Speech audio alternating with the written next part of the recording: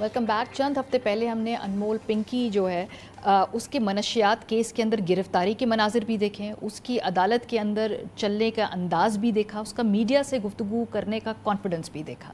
उसके बाद जब मीडिया की अटेंशन चली जाती है तो फिर असल में मुकदमे की पैरवी शुरू होती है और वो अदालतों के अंदर होनी। उस प्रोसेस के हवाले से अगर हम देखें तो पाकिस्तान में अदालती निज़ाम की जो तारीख़ है वो कुछ इतनी ज़्यादा हौसला अफजा नहीं है। अनमोल पिंकी के केस में क्या हो रहा है क्विकली हम आपको बताएंगे और अपडेट देंगे, कुछ फॉलो करेंगे। मनशियात डीलर अनमोल जो पिंकी है उसके खिलाफ मुकदमे में अदालत ने तफ्तीशी अफसर के खिलाफ शिकायत दर्ज कराने का हुक्म दे दिया है। Judicial complex Karachi central jail में ड्रग डीलर अनमोल उर्फ पिंकी के खिलाफ मनशियात केस की समाअत हुई, जिसमें मुकदमे का तफ्तीशी अफसर इंस्पेक्टर मोहम्मद मंसूर अदालत में पेश नहीं हुआ। अदालत ने अनमोल उर्फ पिंकी के मुकदमे का चालान पेश न करने पर शदीद बरहमी का इजहार किया और अदालती रीडर को तफ्तीशी अफसर के खिलाफ शिकायत दर्ज कराने का हुक्म जारी कर दिया। अदालत ने मुतल्लिका एहलकार के खिलाफ ताज़ीरात पाकिस्तान की दफ़ा 166, 174 और A17 के तहत कार्रवाई का हुक्म दिया है। वाज़ेह रहे कि तफ्तीशी अफसर ने अदालती शोकॉज नोटिस के बावजूद चालान जमा नहीं कराया और गुज़श्ता समाअत पर इंस्पेक्टर मंसूर ने अदालत से मोहलत ली थी। तहम मोहलत मिलने के बावजूद तफ्तीशी अफसर ना खुद पेश हुआ और ना चालान पेश किया और ना ही कोई रिपोर्ट पेश की गई। केस में कुछ अहम पेशरफ्त हुई है, मतलब मिसाल के तौर पर पिंकी के भाई को गिरफ्तार किया गया है और मुलज़िमा अनमोल उर्फ पिंकी का भाई कामरान कराची से गिरफ्तार हुआ है और उसको पुलिस ने गिरफ्तार किया है। पुलिस के मुताबिक गिरफ्तार मुलजिम का नाम कामरान मुराद वल्द मुराद बख्श है। मुलजिम से 2 किलो से ज़ायद चरस, आधा किलो आइस, मोबाइल फ़ोन्स और नकदी बरामद हुई हैं। मुलजिम के खिलाफ control of narcotic substance act के तहत मुकदमात दर्ज हैं। कामरान मुराद कोकेन डीलर अनमोल उर्फ पिंकी का भाई है। मुलजिम इससे कबल भी मनशियात के मुकदमात में गिरफ्तार हो चुका है। पिंकी पर जो मुकदमात हैं उनकी कुल तादाद है क्या, ये भी हम आपको बताते हैं। एडिशनल IG सिंध आज़ाद खान ने 20 मई 2026 को सेनेट की कायमा कमेटी बराए दाखिला के इजलास में बताया था कि कोकेन समेत दीगर मनशियात की मुबैना सप्लायर अनमोल उर्फ पिंकी के खिलाफ मुल्क भर में मजमूई तौर पर 26 मुकदमात दर्ज किए जा चुके हैं, जबकि इनके खिलाफ मनी लॉन्ड्रिंग और मालियाती नेटवर्क की तहकीकात भी जारी हैं। इनके खिलाफ ज़्यादातर मुकदमात मनशियात की खरीदो फरोख्त और सप्लाई से मुताल्लिक हैं, जबकि दीगर मुकदमात में बगदादी थाने में दफ़ा 302 के तहत कत्ल का मुकदमा, मुख्तलिफ थानों में मनशियात के मुकदमात, गैर कानूनी असलहा रखने, ANF क्लिफ्टन का मुकदमा, लाहौर में 2022 में दर्ज होने वाला मुकदमा और दीगर भी शामिल हैं। प्रोग्राम के इस हिस्से में फ़ारूक समी साहब हमारे साथ मौजूद हैं जो इस केस की अदालती कार्रवाई के ऊपर नज़र रखे हुए हैं। बहुत शुक्रिया फ़ारूक समी। मुझे पहले बताइए, 2 मुख्तलिफ इंसिडेंट्स में पहले तो जी चालान पेश नहीं हुआ, फिर तफ्तीशी अफसर पेश नहीं हुआ, ये हो क्या रहा है और ये फिर अदालत ने इस हवाले से फिर क्या कहा है और कोई मोहलत भी दी है, कोई डेडलाइन भी दी है?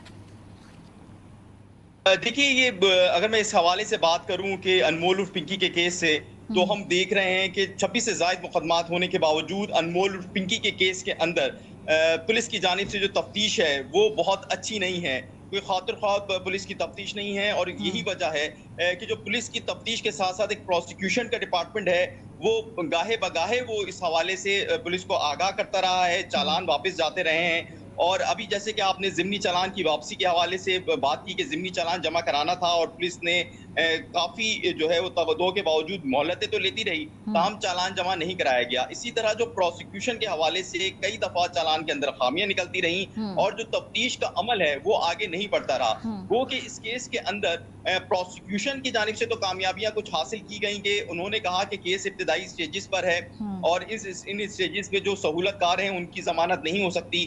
ताहम अनमोल उर्फ पिंकी के केस में हम ये देख रहे हैं कि इतना बड़ा हाई प्रोफाइल केस बना, खुद एडिशनल IG ने इसका एतराफ़ किया और ये बात दावे से कही गई कि अब हम इस नेटवर्क को तोड़ देंगे। ताहम अब तक इस नेटवर्क को अगर हम अदालती ज़बान में बात करें तो कोई खातिर ख्वाह नुकसान नहीं हुआ है। ये इसका जो नेटवर्क है वो मुख्तलिफ तरीक़ों के साथ चल रहा है, जिसकी एक बड़ी जो हम देख सकते हैं सबूत तो ये है कि कामरान जो उनका भाई है, जो कि सहूलतकार होने के साथ साथ शरीके जुर्म भी है और इस पूरे सिस्टम को चलाता है, वो जो है गिरफ्तार हुआ है। हम इसके और भी कारिंदे हैं जो कि अपने काम में मसरूफ़ अमल हैं और पुलिस की तफ्तीश शुरू होने के बाइस और पुलिस की जानिब से वो तफ्तीश और प्रोसिक्यूशन की जानिब से इस केस को आगे ना बढ़ाए जाने के बावजूद उन अनासर को ये हौसला अफजाई हो रही है जो कि जो इस किस्म की एक्टिविटीज के अंदर मुलव्विस हैं।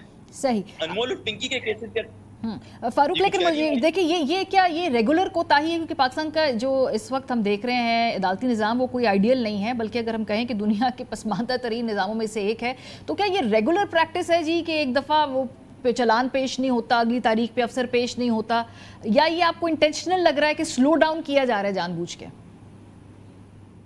देखिए, इस केस के अंदर जो हम नोटिस कर रहे हैं, वो ये है कि जब भी हाई प्रोफाइल केस होता है, तो कोशिश की जाती है कि चालान जल्दी सबमिट हो जाएँ हम्म। या कुछ कुछ चीज़ें हम देखते हैं कि बेहतरी की तरफ नज़र आती हैं। ताहम इस केस के अंदर बातें तो पुलिस की जानिब से दावे तो बहुत किए जा रहे हैं, ताहम हम कुछ चीज़ें देख रहे हैं कि उसके अंदर ख़ासी कोताही नज़र आ रही है। अब उसको हम इंटेंशनली कहें या जो भी आप उसका नाम दें, ताहम जैसे कि अभी तक पुलिस को के हवाले पुलिस ने जो लेटर्स लिखने थे इदारों को, वो उस तरह प्रॉपर तरीके से लिखे नहीं गए, या अगर हम्म। लिख भी दिए गए तो उनके जवाब मौसूल नहीं हुए, हम्म। और ना ही अदालत को ऐसी कोई पेशरफ रिपोर्ट जमा कराई गई है।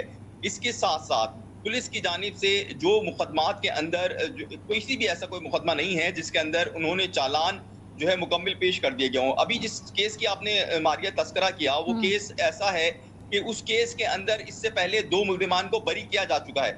यानी अच्छा। कि पुलिस की तफ्तीश की नाकामी के बाइस 2 मुल्ज़िमान बरी हो चुके हैं, और अनमोल उर्फ पिंकी इस केस के अंदर मफरूर थी। यानी एक किस्म का आपकी जो इन्वेस्टिगेशन थी वो मुकम्मिल हुई थी, तभी आपने उसको मफरूर करार दिया था। सही। ताहम उसके बावजूद भी आप एक ज़िम्नी चालान पेश करने में भी नाकाम रहे हैं।